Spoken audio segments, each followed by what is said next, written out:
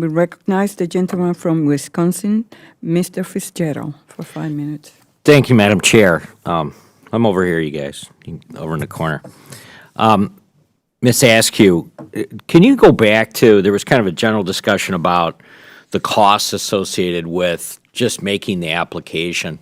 And this is not the first time we've kind of skirted around the discussion about, is there the wherewithal, first of all, for a small business to kind of just come up with not only the resources available through their own labor force, but being able to pull this stuff together. And I think you said there was like a $20,000 figure just imposed during the IDIQ. Can you talk about the costs associated with that? Yes, thank you. Our costs, every time you decide to go after one of these contracts, you have to make a decision. Am I going to hire out or have a consultant assist me so that I know which boxes to tick? I think Mr. Alba had an interesting comment that, yes, in fact, it is really hard as a small business to try to figure out which boxes do you try to check off.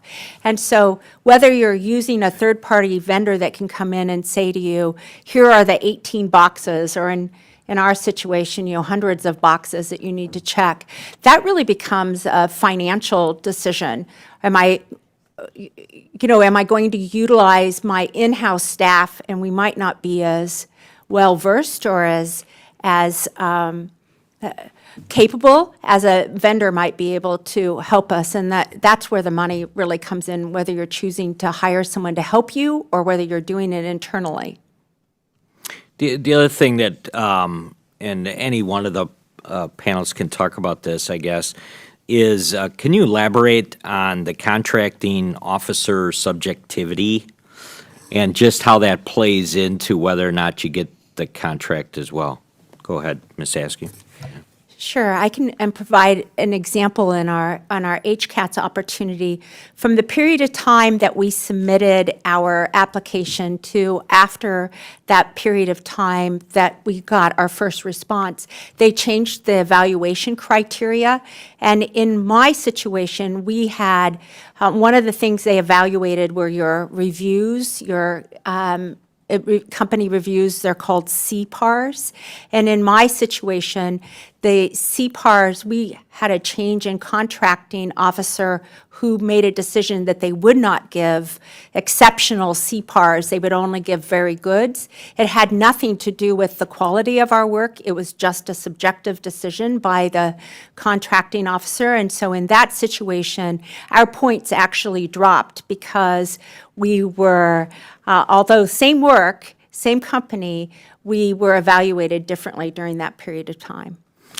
And again, any one of you can jump in on this, because I know that at some level in the higher DoD contracting, you almost have this situation where sometimes those in charge on the technical level will become somewhat embedded with the corporation. So there's a back and forth that exchange can develop into something that happens on a regular basis. How much contact was there with those that were overseeing kind of the process? Was there any exchange on a regular basis? I could respond to that. We had no exchange.